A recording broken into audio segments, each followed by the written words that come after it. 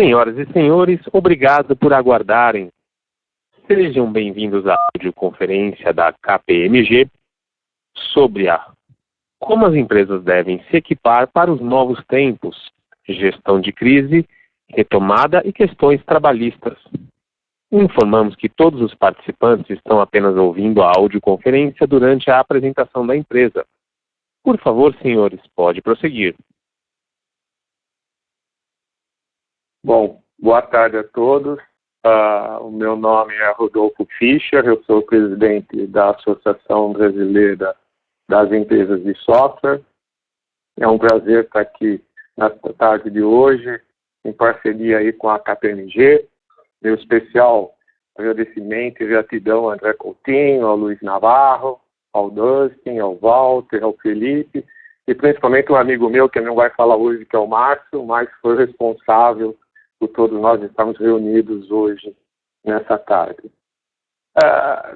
Quando eu assumi a presidência da ABSA, praticamente um ano atrás, fui eleito, na realidade, com um formato pro bono, e como tudo na minha vida, eu coloco um propósito, nós resgatamos, há um ano atrás, o propósito da associação de colaborar para a construção de um Brasil mais digital e menos desigual.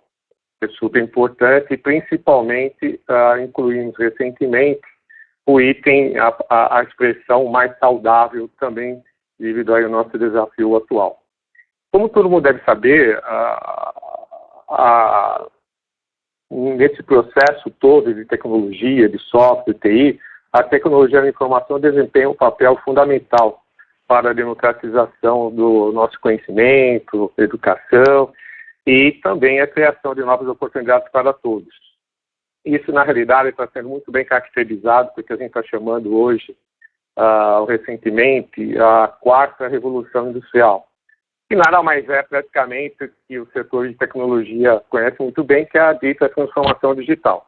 Mas quando a gente olha para essa quarta revolução industrial, justamente nesse contexto da pandemia, a gente tem que olhar um pouquinho para o passado, para a nossa história, né? Quando a gente verifica o que aconteceu na segunda revolução industrial, a gente percebe o papel e a influência dos grandes conflitos, ou melhor, das grandes guerras, né? Da Primeira, Segunda Guerra Mundial, do conflito da Guerra Civil nos Estados Unidos, que de uma certa forma marcaram muito a segunda revolução industrial, principalmente por surgimento de alguns itens que nós vemos hoje localmente nas ruas, como o Jeep, como o leite condensado, a utilização do leite condensado em larga escala, o macarrão instantâneo, surgiu lá no Japão o miojo, né, o macarrão instantâneo. Também lembrando que nesse processo de industrialização da segunda revolução industrial, a gente teve uma fabricação expressiva até de aviões. Nunca se fabricou tanto avião no mundo quando se fabricou naquela época.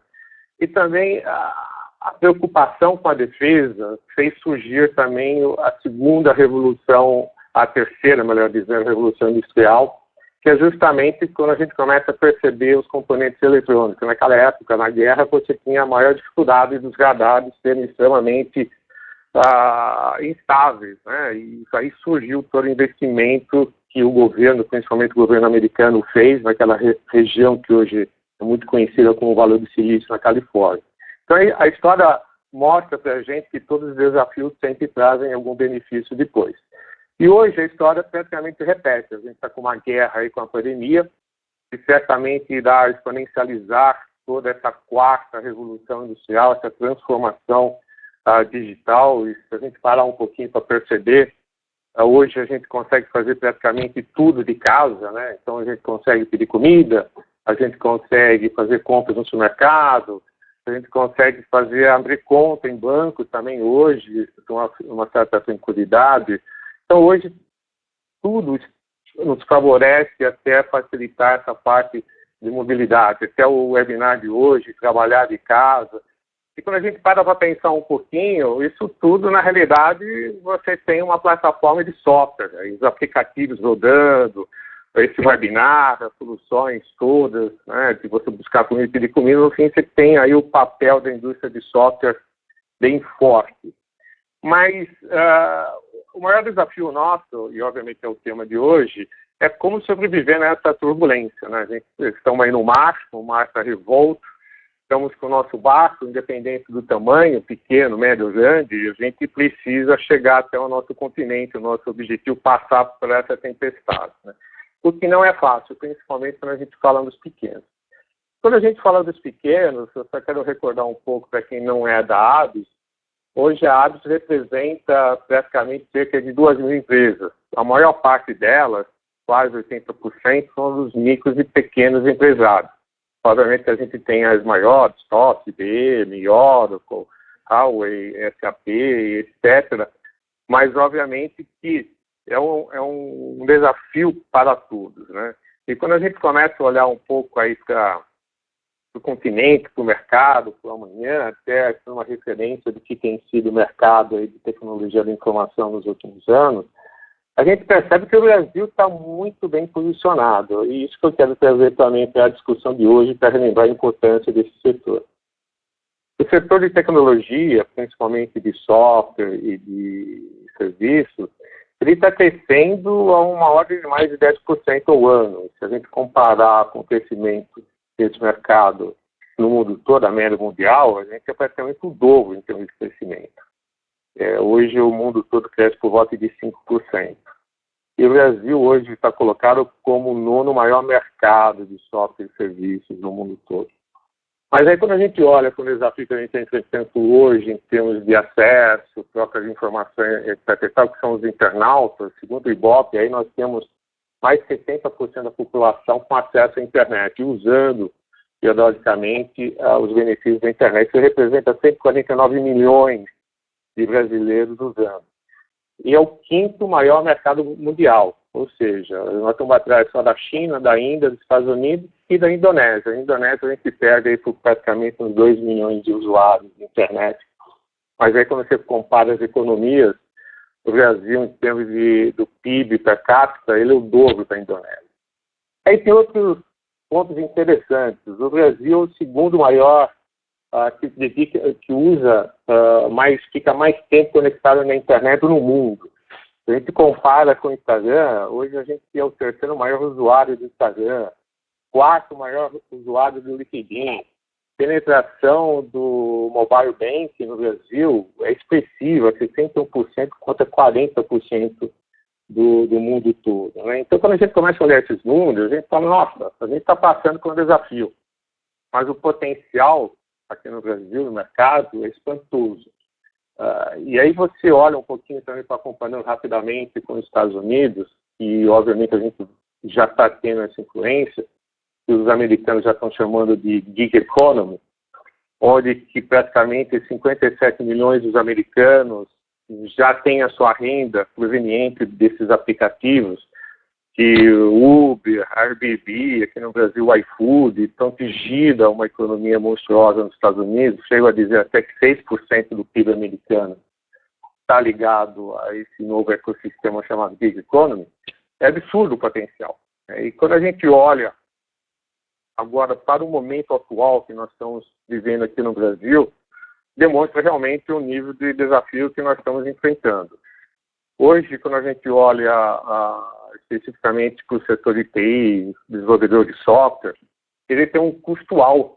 Esse custo alto é relativo à mão de obra, os colaboradores, a sua folha de pagamento, que chega a 50% em média. Se a gente for olhar para quem realmente presta serviço, bate aí 70%. Tendo esse número em mente, quando a gente olha um pouquinho a pesquisa que fizemos recentemente na ABS, hoje a gente colheu uma informação que praticamente aí, atualmente, nos próximos dias, nós estamos tendo aí uma inadimplência que pode chegar até perto de 27%. Aí se olha do outro lado, a parte de faturamento, o problema de queda de faturamento é outra conta que está preocupando. A gente tem uma queda de faturamento no setor de 30%. Quando você vê 50% de custo de mão de obra, 19% de inadimplência, mais uma queda aí perto de 30%, essa conta não fecha, né? E aí a gente não tem uma receita de bolo. O que a gente precisa ter é justamente escutar os especialistas. E por isso que a gente está hoje aqui. Eu não vou falar que a gente vai escutar os universitários, porque não, a gente vai escutar realmente de quem entende mais desse assunto, desse tema, que é o pessoal e equipe da KPMG. E nesse caso eu quero aproveitar e já chamar aí para o seu próximo a falar, o André.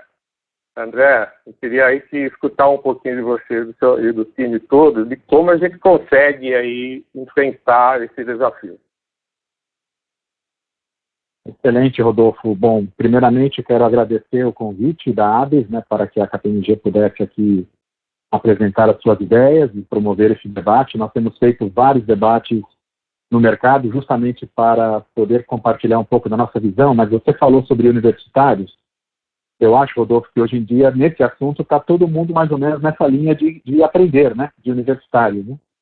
E nós temos aprendido bastante, porque todo dia tem uma novidade, né, Rodolfo? A gente já estava falando sobre isso ontem, né, a tamanha transformação e o que está acontecendo de impacto nos negócios, dos nossos clientes, mas também no nosso dia a dia, né? A KPMG é uma empresa de consultoria que tem essas competências diversas, mas a gente tem também uma quantidade grande de escritórios, de pessoas que precisam ser cuidados nesse assunto da crise pandêmica. Então, meu agradecimento e também aqui é a mensagem de que a gente aprende demais também com essas oportunidades de conversar com o mercado sobre o tema, e a gente agradece, então, a abertura desse espaço.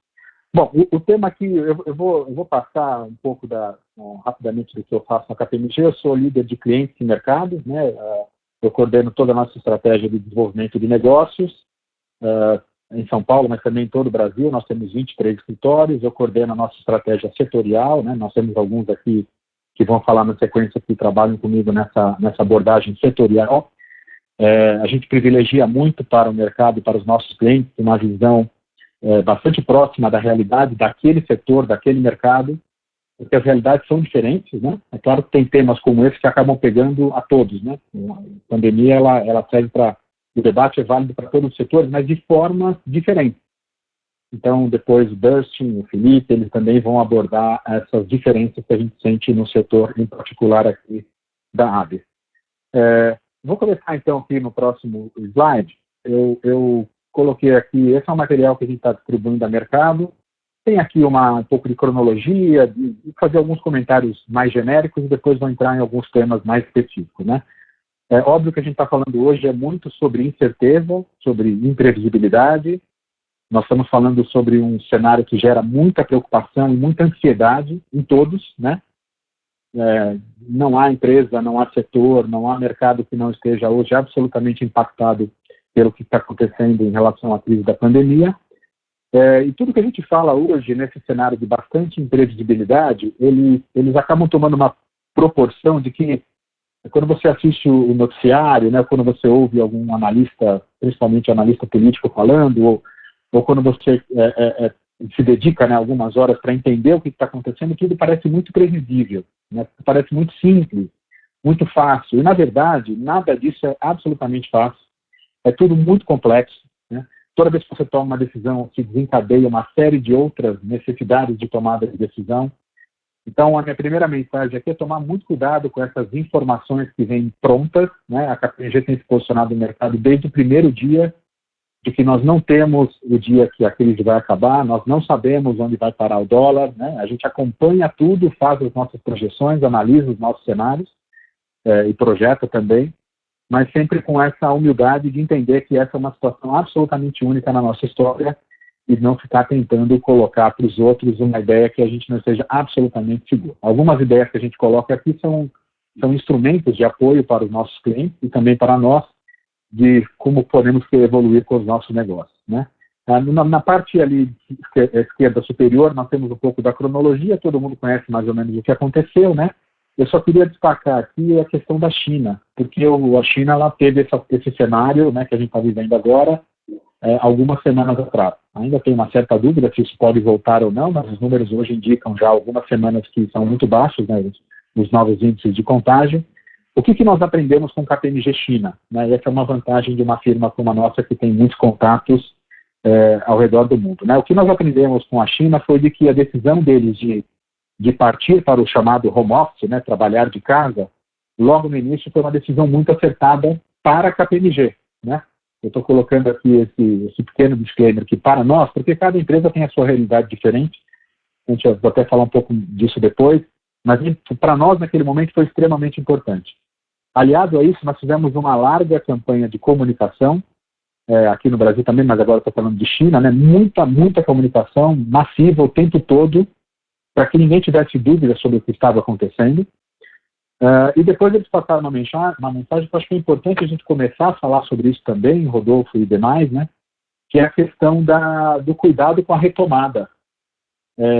A impressão que fica em algum momento é que, passado a crise, o mercado vai voltar à sua normalidade, e não é bem assim, né? A retomada ela é bastante complexa, né? Então, até ainda mais nas empresas que talvez não se planejaram ainda para isso, eu recomendaria de largada aqui que fizesse um planejamento em como será essa retomada. Isso pode ser um diferencial de como você entra no mercado e a aceleração que você vai dar para o seu negócio. Então é importante que tenha esse foco também já nesse momento. É claro que está todo mundo muito mais preocupado com a crise, com o caixa, com todas as situações que nós temos vinculadas aos nossos colaboradores, mas começar a planejar essa retomada agora é um grande diferencial. Na KPMG Brasil, nós adotamos um comitê de crises, né, e já de largada estabelecemos, né, ativamos o nosso plano de continuidade dos negócios. Também trabalhamos muito forte a questão de comunicação para os nossos 23 escritórios, 5.500 colaboradores aproximadamente, isso com vídeos diários, com muita comunicação, né, das mais diversas fontes possíveis. Nós temos um programa de rádio, então toda a programação de rádio foi voltada no primeiro momento para a questão do Covid-19. Nós também falamos muito nas mídias sociais. Essa é uma informação que veio da China também, de 29% de crescimento das pessoas procurando informação nas mídias sociais. A gente experimenta também a mesma situação aqui no Brasil. E esse comitê ele tem a responsabilidade de cuidar de todos os temas, do desenvolvimento dos temas relacionados à crise pandêmica, né? Depois, aqui nesse mesmo slide, a gente tem um pouco de ações de governo, né? Essa questão da politização do surto do Covid-19 me parece uma tremenda falta de bom senso, né?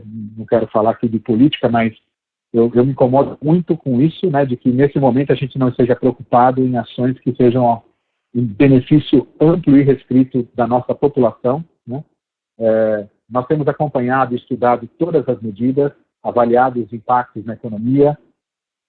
A gente também tem se preocupado muito e discutido isso com os nossos clientes sobre a preservação do emprego, né, as medidas de renúncia fiscal, por exemplo, que o governo tem adotado, são extremamente importantes para a gente tentar preservar o máximo de emprego possível.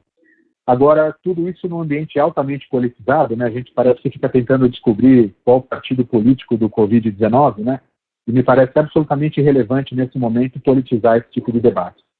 A gente tem uma preocupação, óbvio, com a capacidade dos nossos hospitais, né? Acho que todos nós aqui olhamos para isso o tempo todo nos noticiários com bastante evidência para esse tipo de situação, de não causar um colapso no sistema de saúde. E nesse aspecto a gente tem acompanhado tudo isso, visto de que forma que a gente pode colaborar com essas medidas. A gente colocou algumas medidas restritivas, né? Assim, de novo, nós não somos especialistas em quarentena, em lockdown. Nós estabelecemos na KPMG um modelo que nos pareceu muito bom no primeiro momento, depois a gente começou a discutir outras possibilidades para um futuro próximo, mas procurando seguir os especialistas, né? Assim como a gente gosta quando alguém nos consulta para um tema para o qual nós somos especialistas, nós consultamos aqueles especialistas para temas como esse. É claro que existem pontos defensáveis, eu diria, em qualquer linha de pensamento que a gente fale hoje, né? O isolamento horizontal, vertical, o isolamento completo, como é que faz, como é que deixa de fazer, cidades que não têm nenhum caso deveriam ser liberadas, mas aquilo aconteceu, tal situação. Então, tudo isso agora, nesse momento, né, nos pareceu, para a KPMG, que o ideal seria o isolamento total. Tem sido defendido e aplicado, eu diria, pela grande maioria, né? E é o que a gente tem apoiado e aplicado nesse momento. Então, todos os nossos colaboradores, desde meados de março, talvez dia 15, se eu não estiver enganado, já estão trabalhando de casa. A gente já estava preparado para isso, todos os nossos colaboradores têm notebook, têm softwares que ajudam, né, a fazer o chamado home office. E essa atuação, ela tem se mostrado, por um lado, interessante, né? Muita gente tem falado, poxa, depois disso a gente não vai voltar àquela rotina de viagens que a gente tinha, a gente talvez vai poder se reunir mais vezes do que a gente fazia antes, até por meio digital. mas é claro que fica também uma outra questão, que é a questão da adaptação, né? Como é que a gente se adapta a esse novo mundo de trabalho completamente digital? As pessoas estavam acostumadas a se reunir presencialmente, nós estamos absolutamente acostumados e queremos voltar a isso rapidamente, a visitar os nossos clientes, a ter eventos presenciais, mas acho que tudo isso vai ser mais dosado a partir desse novo cenário que se apresenta, né? Na última parte aqui a gente tem aquela famosa curva, né, da quantidade de infectados, que ela vai crescer. Se fala numa quantidade hoje de números que nos assustam, né? É muito ruim ver esse tipo de número, né? Uma coisa que me deixa bastante preocupado é os efeitos psicológicos que essas curvas nos trazem, essas informações o tempo todo, né? A minha sensação é que nós tivemos uma primeira semana ali de surpresa do que a gente vai fazer, como é que a gente vai se organizar. Na segunda semana a gente começou a fazer todo o processo de arrumação, definir os processos operacionais, né? Eu estou falando do KPMG também dos nossos clientes, pelas conversas que eu tive. Na terceira semana a gente percebeu que a produtividade estava muito alta, né? Estava todo mundo querendo mostrar que a coisa podia acontecer da mesma forma, ou até melhor que antes, então uma altíssima produtividade, aí o cansaço bateu um pouco, né? A gente começou a ficar um pouco preocupado com isso também, e eu acho que existe por parte das empresas agora uma preocupação muito grande. É claro que todas elas falam em resiliência, em adaptabilidade, mas também muito cuidado, né, com o sentimento que isso passa para os colaboradores, né? Até de não criar uma situação de pânico, né, ou uma paranoia excessiva, né? O mundo afora continua, a gente está hoje retraído aqui, mas a gente continua estabelecendo relações. Eu acho que isso é muito importante a gente ter em mente. No próximo slide, a gente colocou aqui alguns itens que são importantes, que vão ser detalhados depois pelo time. Talvez o primeiro de força de trabalho, justamente que eu acabei de falar, né? Não só na questão da preservação dos empregos, mas também nesses efeitos de saúde mental, como estão os colaboradores, criar os canais de comunicação adequados, isso é extremamente importante. Para fluxo de caixa, está estabelecido, acho que para todas as empresas, de que no momento como esse, cash is king, né, como se fala. O mais importante é você cuidar da preservação do caixa. A gente não sabe exatamente quanto tempo essa crise vai durar, mas o impacto pode ser de 1, 2, 3 meses, até mais, dependendo do tipo de negócio que você se encontra, né? A retomada ela pode ser um pouco mais lenta, mas o importante agora é assegurar o máximo de liquidez.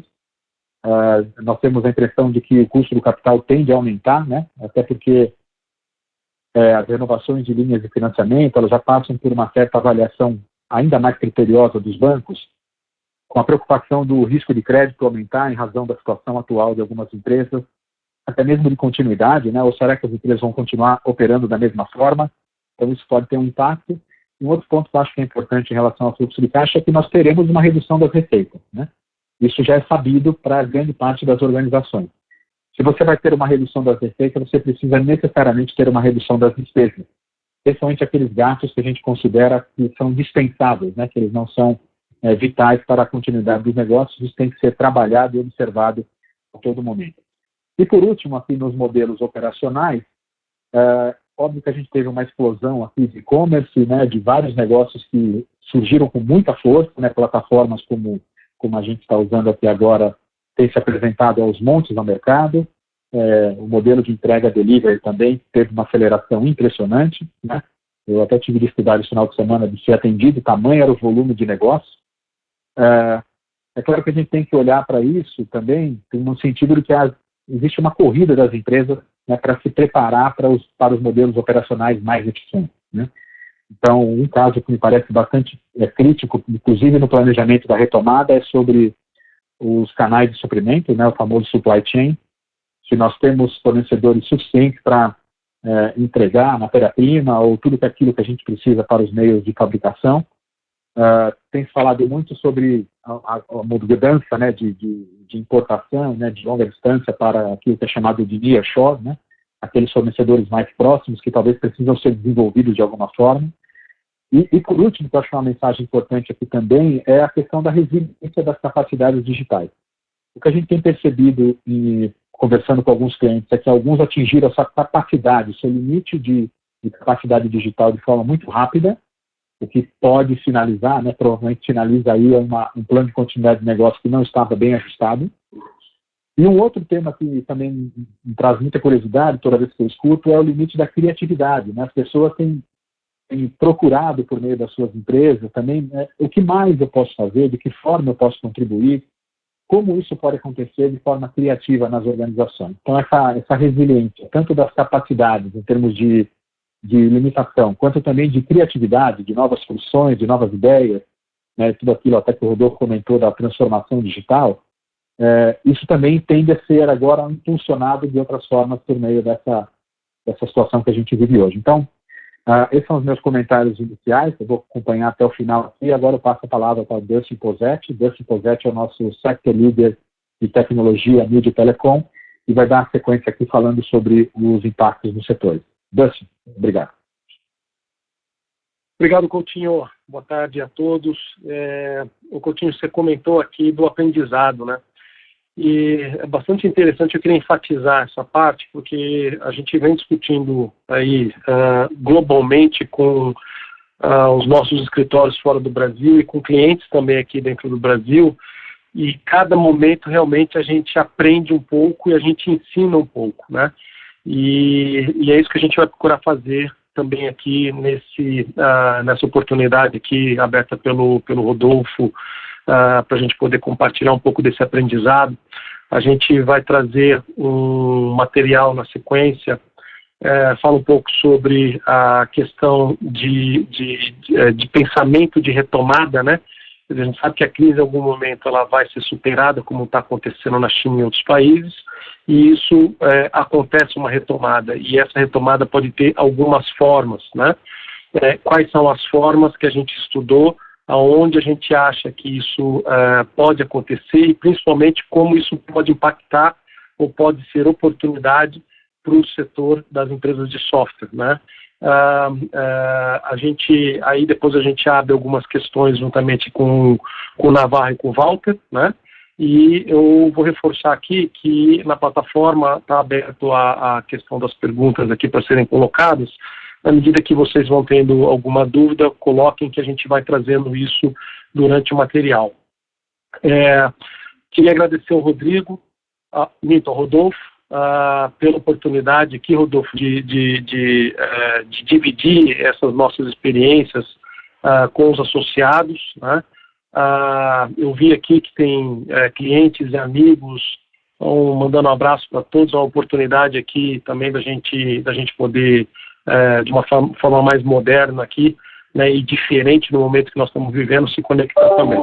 Eu, como o Coutinho colocou, meu nome é Dustin, eu sou sócio da KPMG responsável em mercados pela área de TMT, que é tecnologia, mídia, esportes e telecomunicações, né? A gente trabalha bastante conectado com o que vem acontecendo globalmente. E dentro de TMT, no segmento de tecnologia, nós temos um sócio também super empenhado para estar em contato com os clientes desse segmento e acompanhar os trabalhos que a KPMG faz, que é o Felipe Catarino, também o Felipe se apresenta logo mais. O que a gente, como eu havia comentado, o que a gente acompanha, estuda com relação à crise e troca com os nossos clientes e com os demais escritórios globais, é que no nosso entendimento é que a crise tem 4 possíveis efeitos, né? Nos negócios dos nossos clientes, e aí a gente também pensa isso dentro dos negócios das empresas associadas aqui da ABS, né? A primeira questão do crescimento, ou seja, negócios como varejo online, né? Negócios de internet, claramente estão crescendo nesse momento de crise. Assim como também cresce desenvolvimentos de software relacionados com, por exemplo, comunicação à distância, né? Zoom, Skype e todos os outros softwares associados a esse momento que nós vivemos hoje, que isso passa a ser essencial. Então, temos empresas que crescem e vão continuar crescendo, né? O digital, como o Coutinho havia comentado aqui, compartilhado, né, a questão da transformação, como o Rodolfo também colocou, a gente entende que essas empresas que escalam têm, nesses momentos e no momento atual, uma capacidade maior e de resiliência, porque tem uma menor dependência também de pessoas, tem a tecnologia fortemente embarcada, então são características, essas entre outras, que fazem com que elas continuem crescendo, né? A Amazon, por exemplo, publicou que iria contratar aproximadamente 100 mil pessoas, né? A gente fala 100 mil pessoas, exatamente por conta de toda uma questão relacionada à logística, e a Amazon entende que é uma oportunidade da dificuldade das empresas de logística manterem os funcionamentos do comércio eletrônico, dos pedidos que estão sendo feitos, tem um crescimento, né? Quer dizer, a Amazon tem um compromisso com a entrega, então vai alocar e vai distribuir ali uma quantidade de pessoas num momento de crise, né? E que, de novo, certamente, na nossa perspectiva, isso continua, mesmo sendo o pós-crise, né? Tem setores que retomam os negócios da maneira normal, né? Da mesma forma como o comportamento social fez com que determinados serviços eles fossem substituídos ou socialmente consumidos de uma maneira que não era o que a gente conhecia, né? Que durante a crise essa forma mudou, o comportamento social mudou e o reflexo econômico ele vem a partir dessa mudança do comportamento social. Então, existem negócios que retomam um patamar normal, como, por exemplo, serviços financeiros, né? Telecomunicações, são grandes instituições que possuem ali uma estrutura, né, e uma capacidade de sobrevivência e uma característica de negócio que ele reduz, mas ele volta, né, na medida em que as coisas voltem ao normal, né? Temos setores que vão estar numa situação de alongamento desse retorno, desse crescimento, e que para isso uma transformação seria bastante importante, né? Que a gente chama de transformar para reemergir, né? No caso aqui, são setores que sofrem um pouco mais, como o caso de turismo e lazer, né? Precisa haver algum tipo de transformação para que o crescimento volte a ser um pouco mais acelerado pelo negócio, né? Para que, de fato, como também o Coutinho havia comentado, a sobrevivência do negócio em termos de consumo de caixa, né, ele seja possível ali nesses investimentos que forem feitos, ou numa transformação que for feita, numa forma de abordagem dentro de um novo normal, né, desse comportamento social. Isso também é relevante para que, obviamente, haja uma aceleração e que o tempo não seja ali um fator determinante de uma dificuldade de negócio, né? E temos, finalmente, uma última categoria, a quarta categoria, que a gente chama de reiniciar, né? Todo mundo tem acompanhado a crise no setor de esportes, né? Os esportes, eles dependem muito de arenas físicas. Até o dia 18 de março, a gente vinha acompanhando a queda na bilheteria da NBA. Até dia 18 de março foram 430 milhões de dólares perdidos, em termos de arrecadação da bilheteria da NBA. Então a gente está falando de um dos esportes. Foram mais de 60 eventos cancelados, alguns postergados. E por que isso aqui é importante? Porque nosso entendimento que a indústria de software ela é uma indústria meio, né? Ela atua muito fortemente no desenvolvimento de setores também, né? Então, tem muitas empresas aqui que tem muitos clientes, por exemplo, que são empresas de negócios de farmácia, ou negócios de serviços financeiros, ou telecomunicações, ou empresas de turismo, tá? Então, o que vocês precisam atentar é que os seus clientes, eles vão enfrentar algum tipo de dificuldade e, na nossa perspectiva, não muito diferente do que 4 possibilidades. E que dessas 4 possibilidades, se vocês estão muito verticalizados, por exemplo, com turismo, tem um cuidado e uma atenção especial, porque a retomada do turismo ele pode ser um pouco mais lenta, ele será, na nossa perspectiva aqui, né, um pouco mais lenta, como, por exemplo, setor de varejo online, né, que está exatamente em crescimento. A gente tem dentro do contexto de TMT, né, e a parte de tecnologia, a gente também tem indústria de hardware que também sofre, eu diria que o hardware tem sofrido bastante por conta dos dólares, das importações e por aí vai, e as empresas de hardware também têm observado a possibilidade de começar alguma coisa relacionada a software. Quer dizer, está todo mundo, de alguma maneira, tentando se reestruturar, repensar, entender esse contexto para poder se posicionar durante a crise e pensando no pós-crise. Tá? Eu vi que tem uma pergunta da Thalita, nós vamos disponibilizar sim, Thalita, a apresentação. E aí, novamente, aqui, deixando o canal aberto das perguntas, tá? Vamos colocando, eu vou ajudando a mediar. O que a gente ali levantou, que a gente quer dividir com você, eu vou chamar o Felipe Catarino também, tá? O Felipe aqui apresentar aquilo que nós entendemos que são alguns desafios, né? Como o Coutinho comentou, eu reforcei também aqui, é um processo de aprendizado. A gente traz aqui algo para compartilhar que é fruto daquilo que a gente vem trocando, né?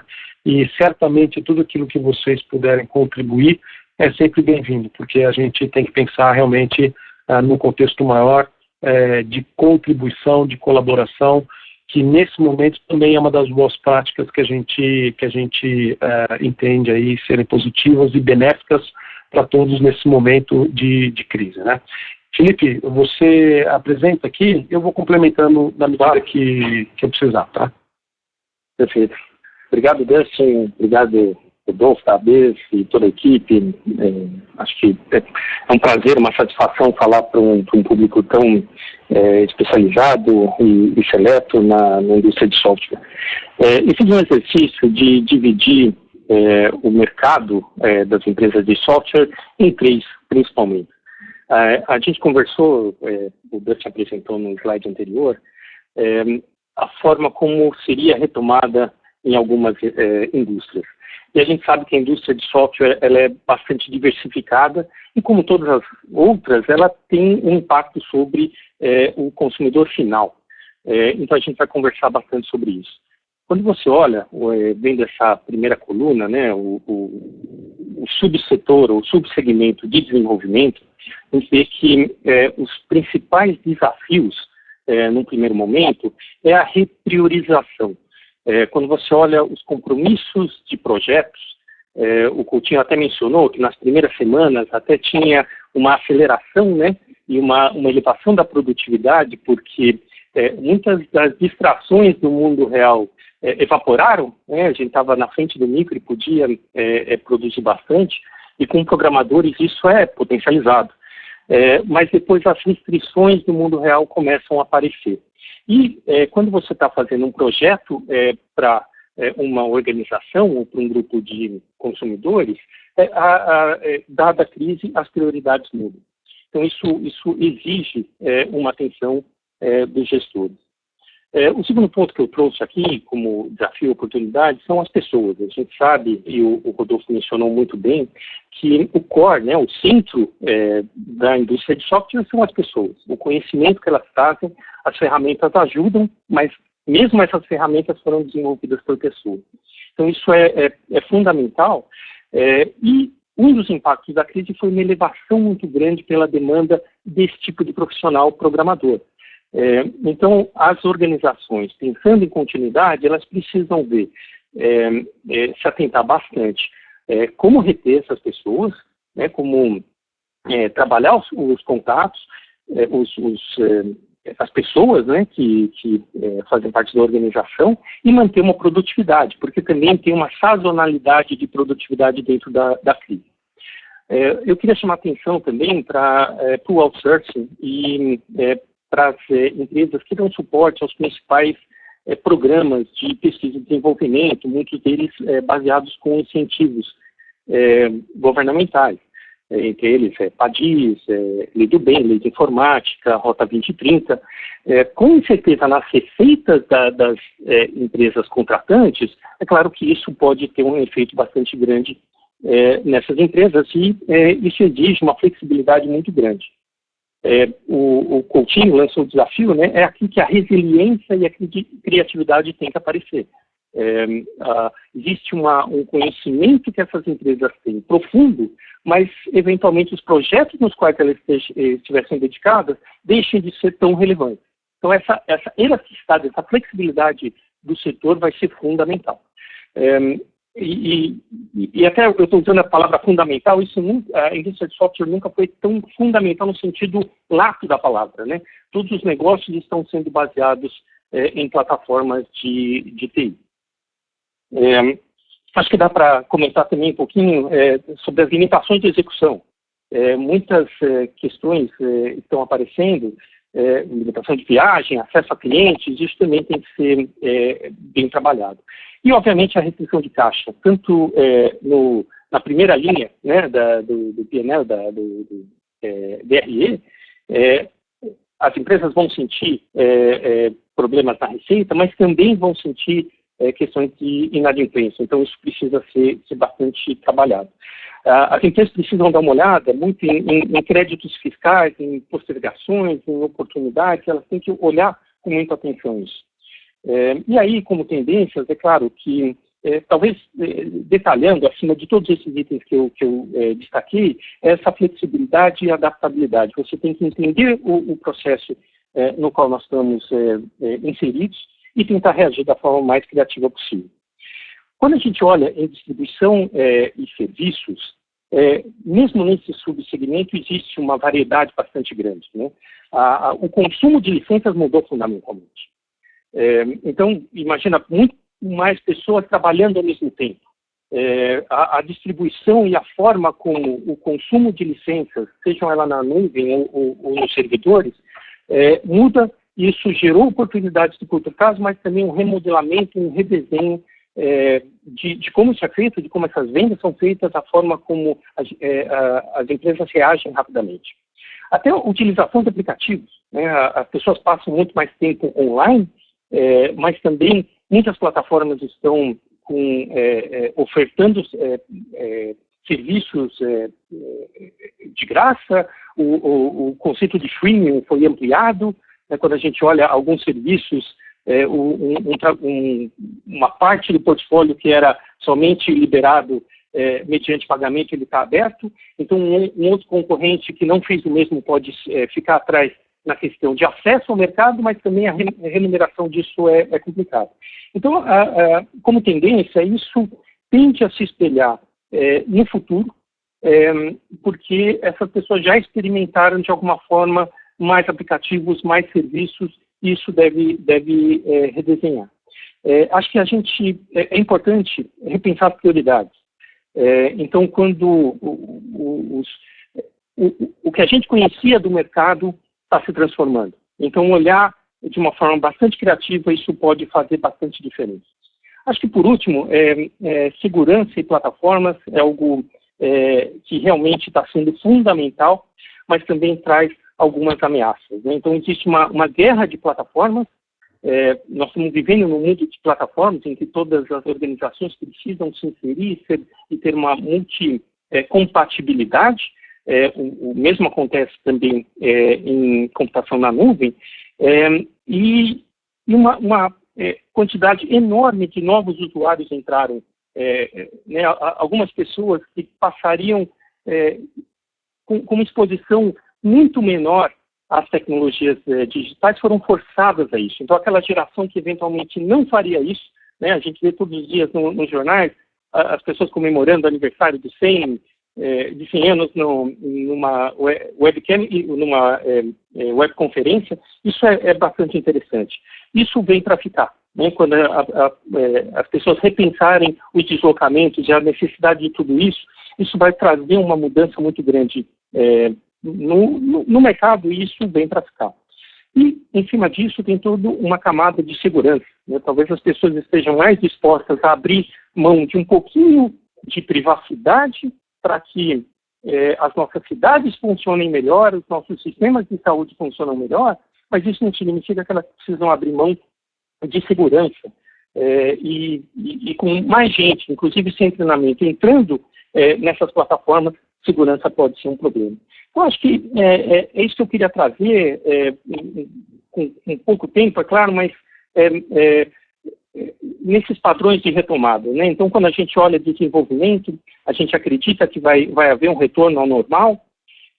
Para a distribuição de serviços, dentro existem impactos, né, de curto prazo, por exemplo, projetos não essenciais podem ser adiados, mas a gente imagina que deve voltar ao normal. Agora, quando a gente fala de plataformas de segurança e plataformas em si, isso a gente acha, nós acreditamos, né, nas análises que a gente está fazendo e com as conversas que a gente faz com nossos inúmeros clientes do segmento, que realmente a retomada vai se dar mais rápida, em muitos casos já está acontecendo, e a gente vai entrar em outro patamar.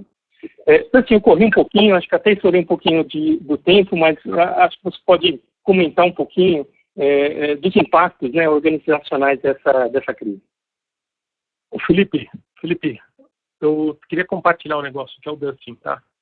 Interessante, né? Porque como é que o que a gente vive, né, é um impacto econômico em função de uma mudança social, um comportamento social, né?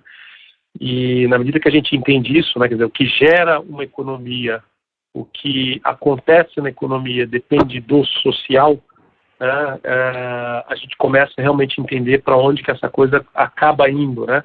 Nós temos conversado com diversos parceiros que têm algum grau de monitoramento e conversado com clientes que estão procurando estar um pouco mais atentos nessa questão do comportamento social. E eu achei um negócio interessante, eu estava falando aqui, eu estava buscando, né, o 10º item, né, mais falado, né, dos trends do Google são livros, né, então 10º item. E é engraçado porque certamente nesse momento está todo mundo pensando realmente entender quais são os livros que a gente deveria ler, porque você está em casa, né? Eu acho que está todo mundo ali buscando algum tipo de entretenimento que não seja só a TV, que não seja só o Netflix, ou que seja só o conteúdo de TV, e o livro também é um conteúdo importante. E aí, nesse sentido, você vê um 10º item no Trends. Mas, claramente, você não consegue mais sair para ir buscar o livro. Então, você tem que baixar o livro, né? E aí você compra aquele livro online, o que significa que você tem acesso a uma biblioteca muito mais ampla. Esse efeito de globalização, né, esse efeito que o online hoje ele confirma na vida das pessoas, ele é muito relevante. Ele certamente vai reforçar esse comportamento social, né? Nós estamos dizendo, por exemplo, eu tenho uma filha de 11 anos que gosta muito de um grupo coreano, né? E a gente viu muito live, né? Live stream, inclusive vou dar uma entrevista para exame sobre live stream. A gente viu live stream dos grupos, né, sertanejos, dos grupos de MPB e por aí vai, né? Agora, a gente também tem um live stream que está disponível, que está sendo feito no mundo inteiro. Então, a minha filha, por exemplo, ela deve assistir uma live stream do grupo coreano. Nós estamos dizendo muito sobre isso, né? Quer dizer, o impacto desse novo comportamento e isso que traz, o que gera, né, de impacto na economia, nos negócios, né? Eu lembro também da parte de futebol, a gente, dentro de esportes, a gente tem uma pesquisa super bacana, um benchmarking global chamado Football Benchmark. E puder depois entra Football Benchmark, bem interessante. Dos indicadores que nós temos e que a gente monitora é a mídia social. E a gente percebe que a mídia social de jogadores de clubes europeus, eles estão muito mais nos países de origem e estão diversos em vários países. Então esse é mais um efeito de globalização e que muda esse cenário econômico, né? Minha filha, talvez, eu não levaria ela para a Coreia para assistir um show desse grupo, mas ela tem como assistir um show desse grupo com anúncio de produtos brasileiros. Então, um pouco das coisas e da forma como esse momento de mudança social traz de reflexão para a gente repensar aí como a gente posiciona os nossos negócios, Felipe. Sem dúvida. A sociedade vai sair bastante diferente disso, com algum sofrimento, Mas até fazendo um gancho com o que o Rodolfo mencionou, a gente sai com algumas inovações né, do histórico vindo de guerra, mas a gente vai colher muitas inovações vinda desse período de dificuldade de pandemia. E isso não faltam exemplos, né, de como as pessoas conseguem exercitar solidariedade, mesmo online, se conectar. Então, a gente vai colher muitos frutos positivos dessa transformação. Perfeito. Vamos passando aqui, para a gente poder avançar, estamos alguns minutos atrasados, mas eu queria aqui chamar para conversa também o nosso sócio Navarro e o nosso sócio Walter Schmid. Eu vou passar a palavra para vocês, meus caros, e antes de entrar diretamente aqui com o Navarro e com o Schmid, eu só vou voltar um slide, se me permite, aqui para falar um pouco sobre isso. Tá? A gente organizou os impactos econômicos ali, né, em 5 áreas principais, né, e que são as que estão destacadas aqui nesse material, né, e para aquilo que a gente customizou, né, para as associadas aqui, as empresas de software, né, as associadas da ABS, a gente trouxe o Luiz Navarro e o Walter Schmid, porque é onde a gente entende que tem um impacto e um bate-papo bastante positivo, tá? No sentido da gente falar um pouco e eles compartilharem com vocês como é que eles têm atuado, né, nessas 2 áreas, tá? O Luiz Navarro, para toda a parte de gerenciamento de crise e continuidade de negócio.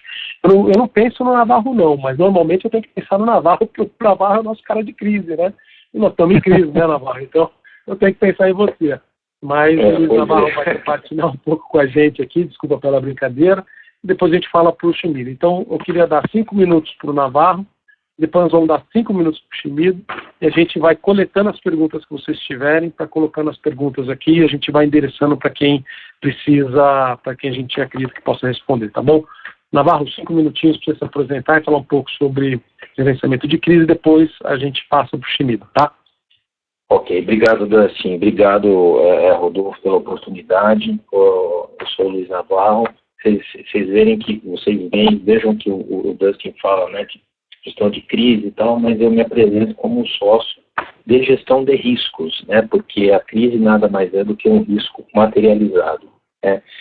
E aí eu vou voltar um pouquinho do que o Rodolfo falou no começo, né, do histórico de guerras e tal. Rodolfo, eu estava pensando, né, eu estava lembrando não, porque eu não sou daquele tempo, mas eu li num dos livros do Churchill, né, quando, logo depois que terminou a Segunda Guerra Mundial, quando o Roosevelt perguntou para o Churchill como é que ele denominaria a Segunda Guerra, e ele disse: a guerra desnecessária, porque se nós não voltássemos a ser tão destemidos, nós não voltaríamos em guerra tão rapidamente e tão sorrateiramente, né?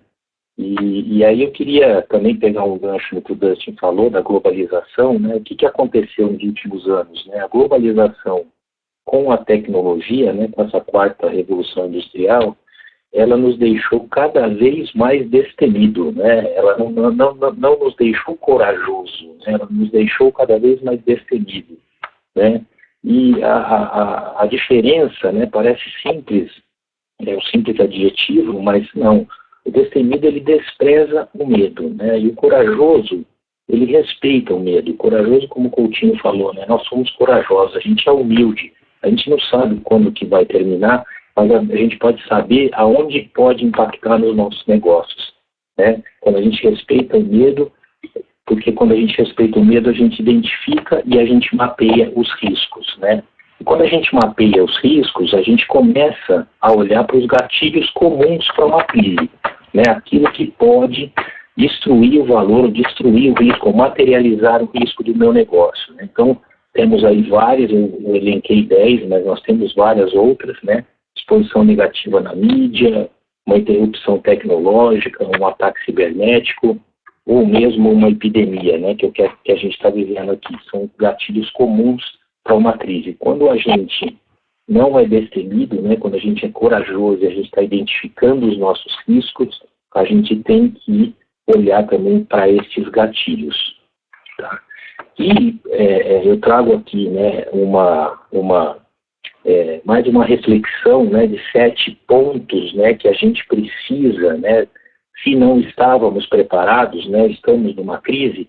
Eu acho que são 7 pontos, os outros já foram aí cobertos, né, pelos meus sócios e serão cobridos aí pelo meu sócio Schmido, mas pontos importantes, né, governança. A gente tem uma governança estabelecida, o Dustin estava falando daqueles 5, né, as 5 vertentes econômicas, né, de uma empresa, né, pessoas, resiliência financeira, tecnologia, operações. A gente tem uma governança que está permeando tudo isso, né, que está olhando para os caminhos, né, para a retomada que o André Coutinho tanto fala, né, a retomada que é a mais importante agora. Tem gente olhando para isso e tirando, de uma certa forma, tirando o foco do fogo, né, tone the top, né, que a gente chama, né, posição de liderança e de comunicação clara da liderança, feedback para garantir transparência no processo, isso é muito importante. Infraestrutura, né, capacidade de adaptação, a empresa precisa ser rápida nessa adaptação. Tecnologia, né, tecnologia projetando ali alguns insights, até de repente de business, né, de negócios que a indústria de vocês podem estar gerando no momento desse, né.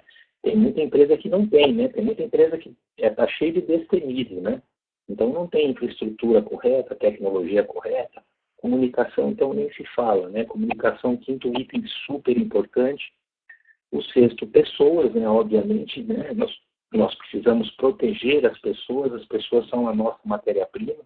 Nós também, na KPMG, a gente tem um modelo de negócios, acho que é muito parecido com o de vocês, né, onde pessoas são uma matéria-prima bastante importante. Um PMO para fazer esse gerenciamento de crises e de riscos.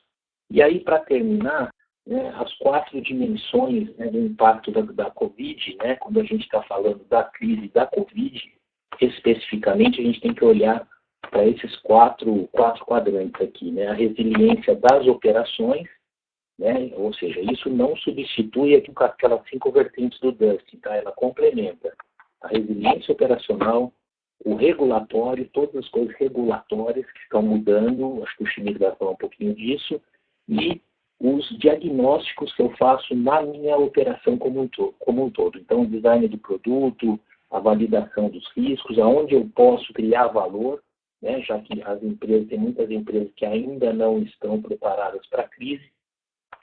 E aí eu deixo a palavra aqui agora para o meu sócio Schmido, é com você. Ô, Schmido, desculpa, antes do Schmido entrar, Navarro, primeiro agradecer. Tem uma pergunta, Schmido, eu vou fazer uma pausa da pergunta e eu volto com você, tá? A pergunta do Fabiano Carvalho, eu queria passar para o Coutinho, que acho que faz todo sentido aqui, Coutinho. O Fabiano está perguntando, né, com relação, ele está comentando sobre o governo está priorizando investimentos à saúde, educação e outras ligadas à situação do Covid, né? E a pergunta é se, baseado nos cenários e expectativas, né, identificados neste processo de retomada das demais demandas, quanto tempo efetivamente a gente acha que demoraria, ou se a gente tem alguma perspectiva dessa questão de retomada. E o João Silveira está elogiando aí você, Navarro, belo storytelling. Obrigado pelas contribuições, Fabiano e João. Coutinho, você responde essa do Fabiano?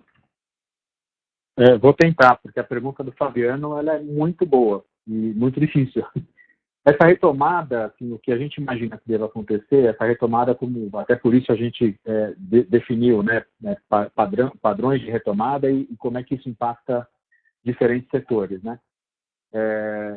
O que a gente espera aqui do governo, e acho que isso vai acontecer, porque está acontecendo no mundo todo, né, é um viés muito forte de investimentos para impulsionar a economia, né, em todas as áreas. Aliás, só abrindo um parênteses aqui, eu participei de um webcast outro dia organizado pela KPMG, no nosso setor global de saúde, né, saúde e ciências da vida, que é como a gente chama. Eles acreditam que a gente possa ter um novo normal em relação a padrão de saúde no mundo, qualidade dos atendimentos nos hospitais, a capacidade de leito, né, de UTI. O Brasil está bem servido em termos de UTI. o que a princípio parece ser uma boa notícia, mas eu descobri outro dia que o Brasil está bem servido de UTI porque tem muita necessidade de UTI, né? Pelos acidentes de trânsito, pelos homicídios, tentativa de homicídio e tudo mais.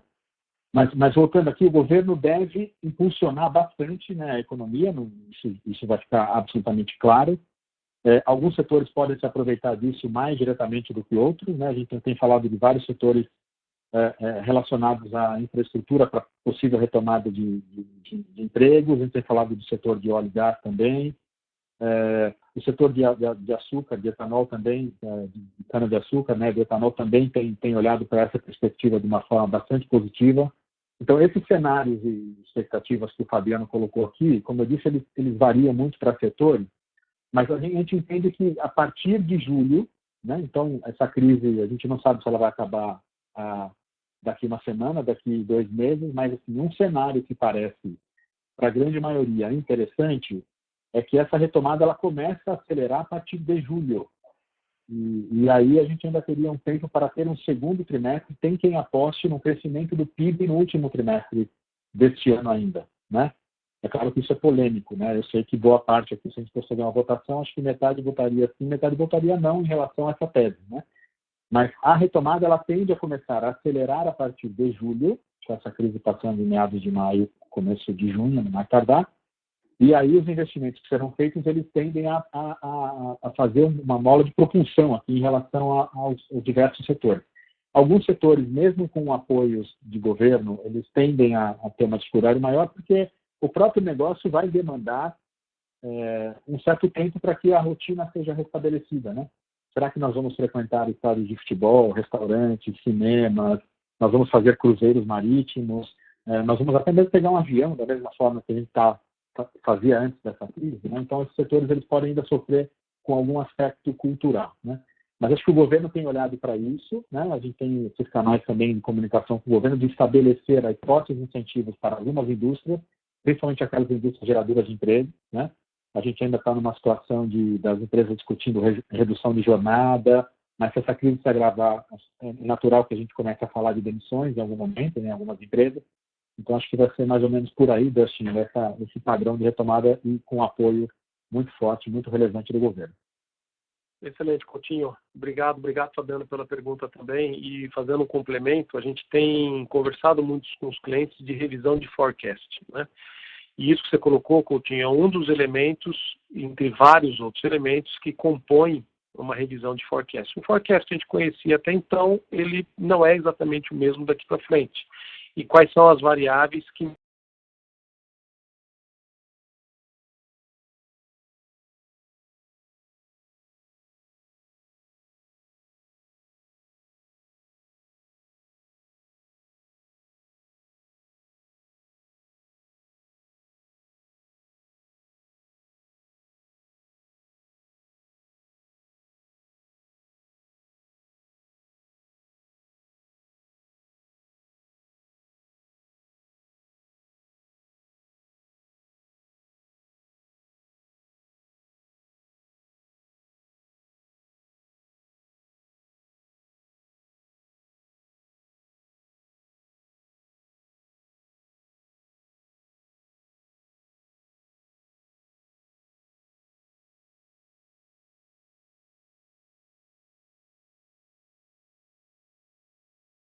mensagens falando sobre o áudio não está bom, mas eu vou perguntar para o pessoal se voltou aqui, por favor, confirmem.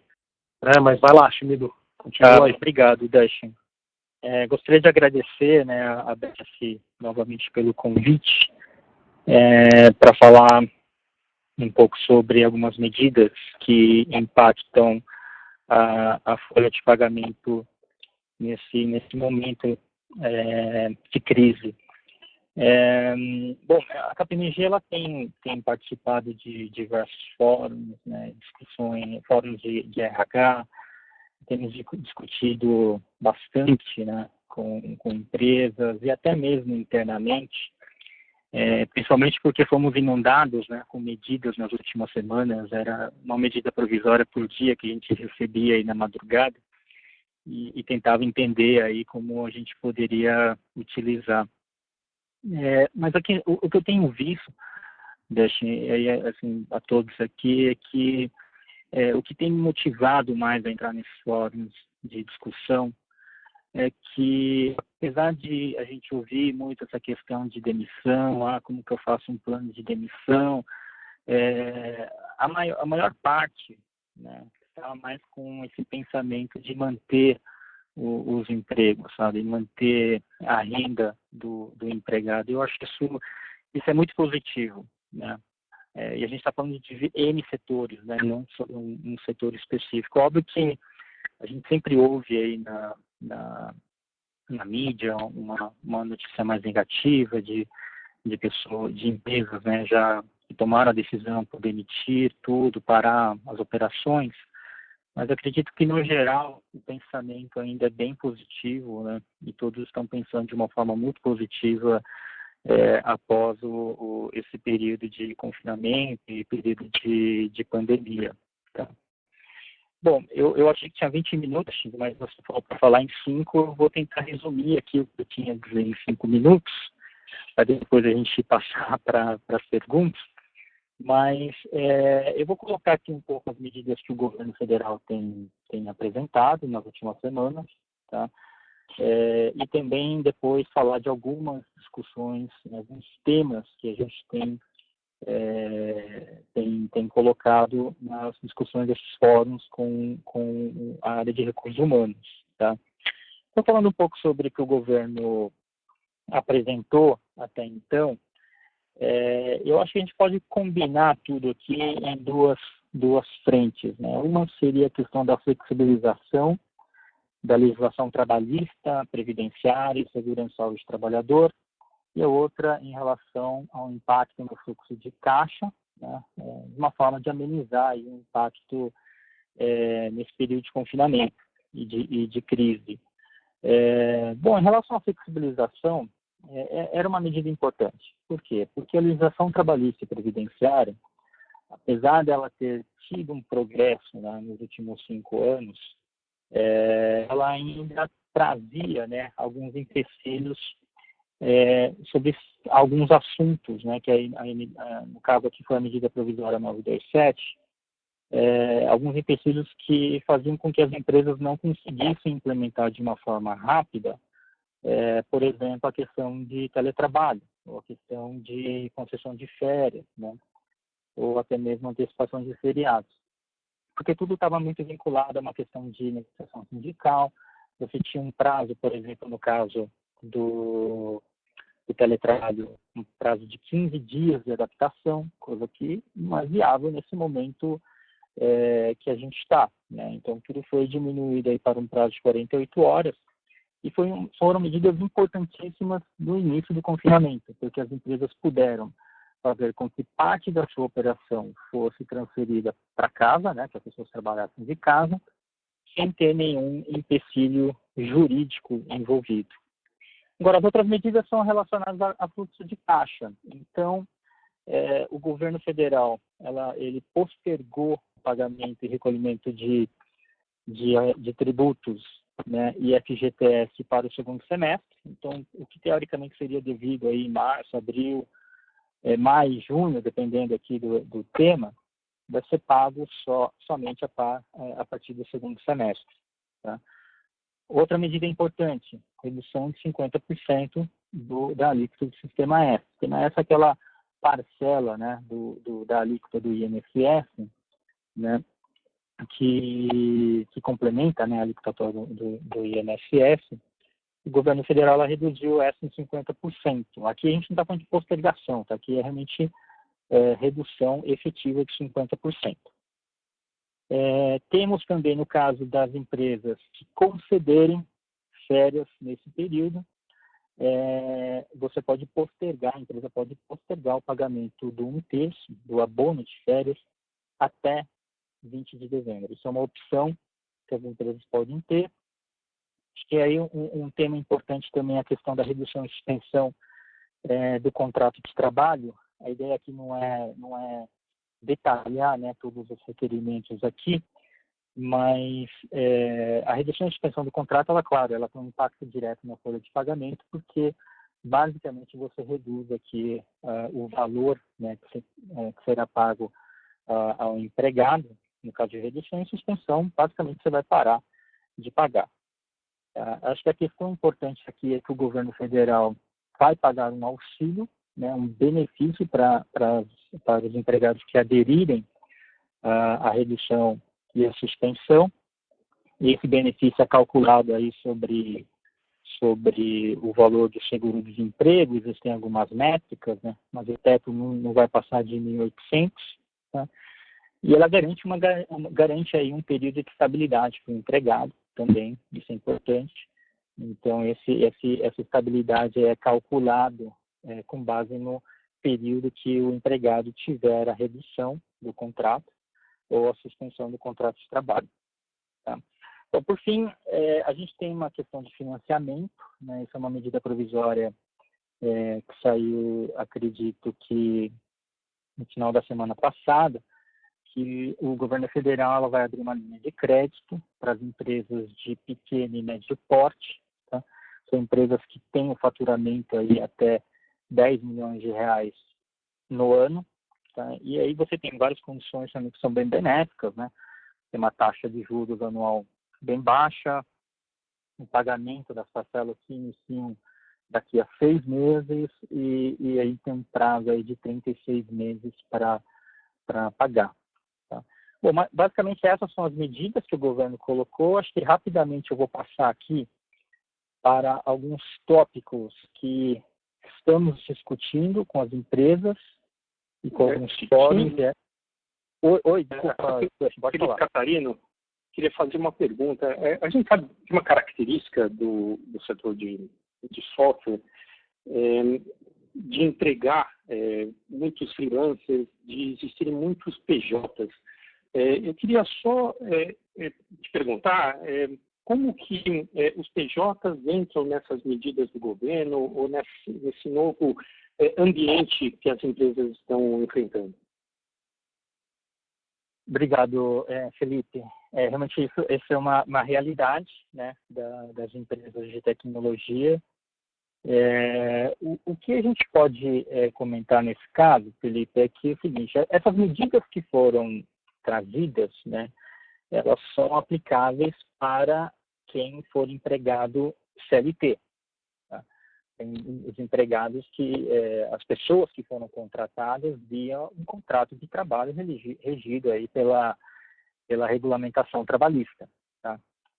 O PJ, ele não é abarcado por essa regulamentação, né? Então, é como se fosse uma contratação de um prestador de serviço normal. Muito embora exista uma discussão se o PJ, né, existe o risco ou não de um eventual vínculo, mas desde 2017, com a reforma trabalhista, se flexibilizou um pouco essa questão e, claro, você consegue afastar um eventual risco, tá?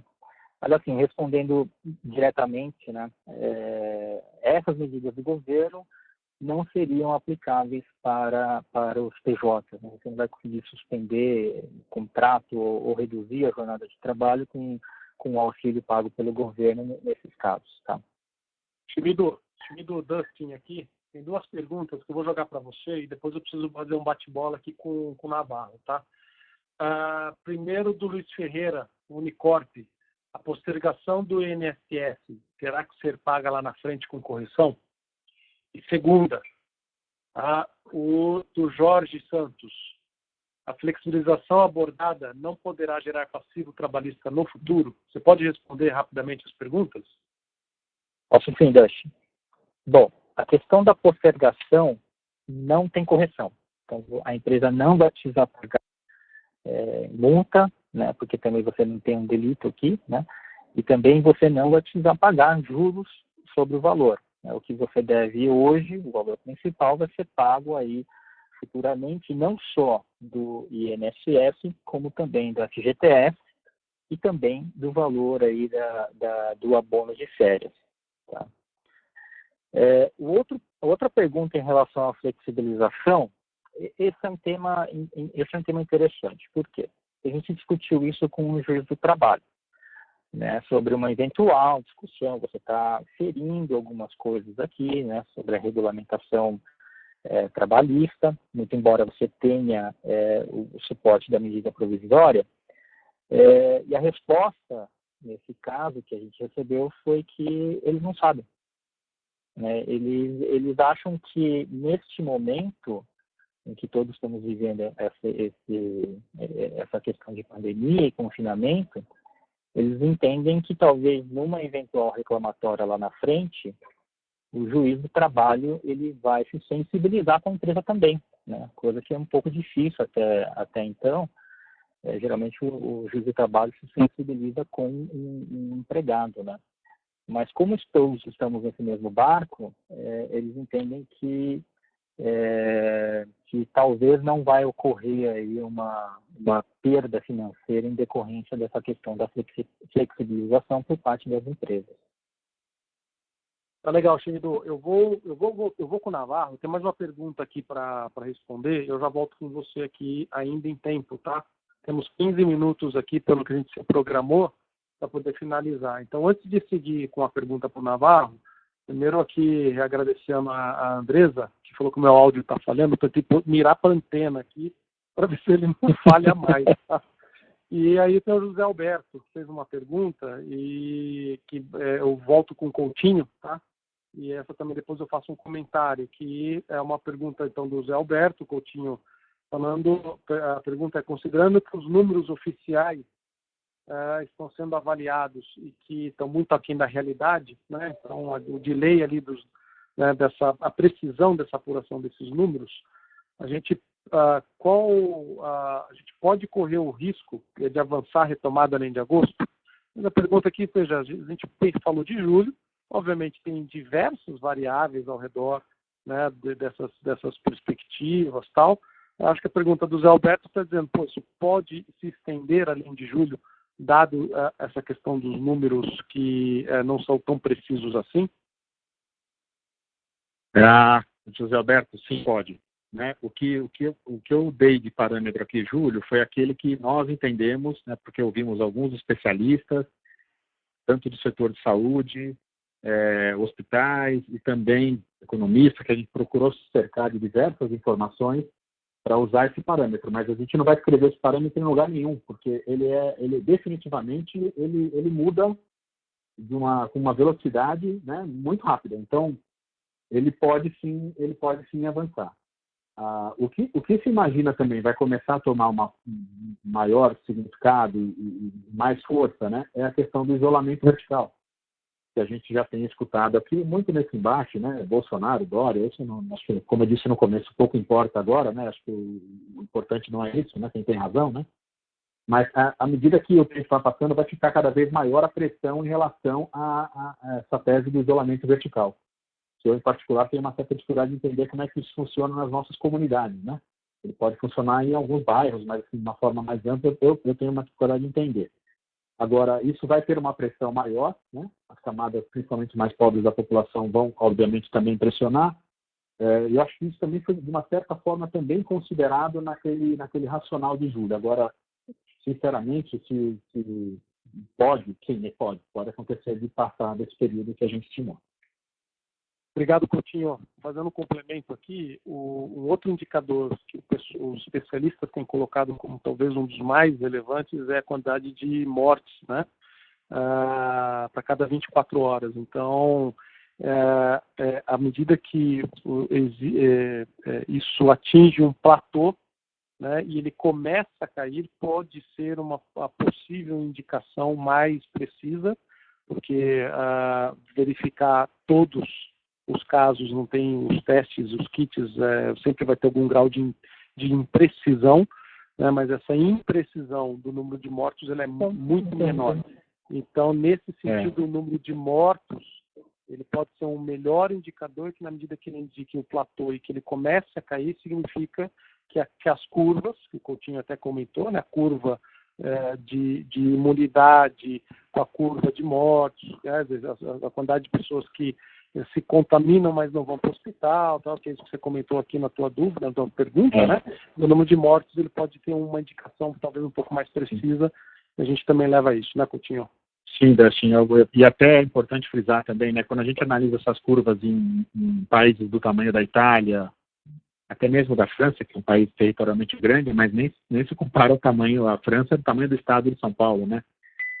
Então é diferente, né? A gente teve uma centralização agora da doença em São Paulo e vai ter que avaliar também o risco disso se disseminar pelo país e como vai acontecer, né? Mas são todas variáveis que têm que ser estudadas e acompanhadas com muita atenção, sem dúvida nenhuma. Perfeito. Aí eu vou retomar aqui, eu vou passar uma pergunta para o Navarro. A gente falou aqui dentro da perspectiva do que pode impactar os negócios das empresas de software. Uma dessa perspectiva é a questão da repriorização, né?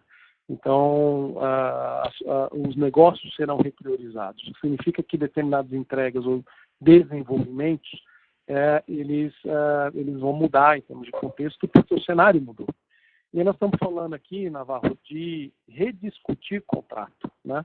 Como é que a gente, qual que é a estratégia, vamos assim dizer, mais adequada? É uma dica de ouro aqui que eu vejo que você possa colocar quando a gente está nesse momento de crise e a gente fala que vai existir algum grau de rediscussão, repriorização, pensar na questão dos contratos, né? Quem se movimenta primeiro, o movimento vem do contratante ou do contratado. Como é que você enxerga esse cenário? Como é que você tem aconselhado determinados clientes? E o que você pode aconselhar aqui, abre aspas, ou aconselhar, mas você pode dividir aqui, talvez, de experiência, né, para o pessoal nesse lado especificamente relacionado à repriorização de contratos aí de desenvolvimento de software. Tá, Dustin, obrigado pela pergunta muito boa, vou tentar ser o mais objetivo e assertivo aqui, tá? O que acontece? Como eu disse antes, né, as empresas, quando elas mapeiam os riscos, elas vêm, e eu imagino que as empresas de software que assim o fizeram, né, elas sabem que na cadeia de valor delas, alguns contratos criam mais valor do que outros, né? Então, o que nós estamos, o que eu tenho, alguns trabalhos que a gente tem feito, né, para passar por essa crise e para ter a retomada, já estar preparado com vários cenários para os contratos mais relevantes. Então, aqui um pouquinho do que o Coutinho falou que nós estamos fazendo na KPMG. A gente tem vários cenários e a gente pega, eu tenho um cliente, que inclusive é um cliente de real estate, né, um cliente desse setor. O que ele está fazendo? Ele está pegando os contratos que podem ter mais riscos, tá? Juntando o pessoal de operações com o pessoal do financeiro e vendo quais os movimentos que eles podem fazer, inclusive movimentos de oportunidade. Tá? Movimentos de oportunidade. Em que sentido? No sentido de se adiantar na discussão, tá? Para ter um ganho e esse ganho ser compartilhado lá na frente com o seu prestador. Não sei se eu fui claro aí, né? Não é um ganho só financeiro, tá? Não é um ganho só financeiro, é um ganho de parceria. Olha, eu vou ser seu parceiro agora, porque agora tudo que quem mostrar mais capacidade de adaptação e posicionamento de liderança e comunicação vai sair na frente. Por isso que precisa ter governança. Porque muitas vezes a empresa fica todo mundo pensando só em apagar o fogo e ninguém pensa na casa no dia seguinte. Porque alguém vai ter que pensar que a porta vai continuar, o porão vai continuar, entendeu? E nós vamos ter que erguer outra casa. Bom ponto, Navarro. Acho que está excelente. Eu acho que quer dizer, existe toda uma técnica, uma forma de entender e priorizar e trazer isso para uma discussão, porque o que você está compartilhando, sem sombra de dúvida, é relevante, porque o que você falou, né? Quer dizer, o exercício de resiliência agora, ele é super importante, porque esses negócios lá na frente, a expectativa é que eles, obviamente, respeitando a condição da retomada de cada setor, e cada um dos associados precisa entender qual é aquele setor que está mais relacionado com o teu próprio negócio, mas esse exercício de resiliência, esse exercício de superação de crise, de movimento estratégico que precisa ser exercitado nesse momento, né, Navarro? É isso aí, por isso que a gente fala, e agora tomou um pouco mais de proporção, né? Você ter uma boa comunicação, né? Passando por aqueles 7 pontos daquele meu slide, né? Passando por uma boa comunicação e, mais que tudo, né? Ter governança. Porque quando a empresa tem governança, não precisa ter conselho, não precisa... A minha empresa é muito pequenininha, cara, mas se você tem uma governança mínima, você tem algum protocolo estabelecido. Se você tem um protocolo estabelecido, você consegue se adaptar em circunstâncias extraordinárias rapidamente. Legal, muito bom. Muito bom, Navarro. Posso só fazer uma pergunta para o Navarro? Aproveitando aqui a minha oportunidade de abrir o microfone. Certamente, Rodolfo. Vai lá. Por favor. Uma questão. Hoje, obviamente, que as empresas estão com ansiosas, uma angústia, saber quando isso vai terminar, se é agosto, se é julho, se é setembro. Pessoas preocupadas com o fluxo de caixa, pagamentos, renegociação. Mas, na sua experiência, quando realmente você enfrenta um desafio, uma crise, normalmente a solução está mais do lado de fora da empresa, ou seja, de você procurar contemplar ou olhar o que está acontecendo no mercado, ao redor, tentar, como a gente já comentou aqui, inovar, quer dizer, abrir um pouco mais a mente, tentar pensar fora da caixa, vamos dizer assim. Uma preocupação que eu vi que você falou que é sensacional é a comunicação, a transparência, né? Que você dá conforto, de alguma forma, à equipe, aos funcionários. Mas você tem que ter uma visão, acho que externa, né? Você tem que olhar para fora que, de repente, você pode encontrar uma alternativa de segmento aí promissor. Rodolfo, você me fez voltar no meu comecinho lá, né? Você me deu aquela deixa do Churchill, que eu lembrei, né, da guerra inútil, né, que ele falou, e o que eu vou te responder é o seguinte, né? Todos os gatilhos, né, no meu primeiro slide, todos os gatilhos estão do lado de fora, né? Eu vou fazer uma comparação com o que estamos vivendo hoje, né? Fiquem em casa porque o mal está lá fora. Então, os gatilhos estão fora, né? O problema é que o mundo ganhou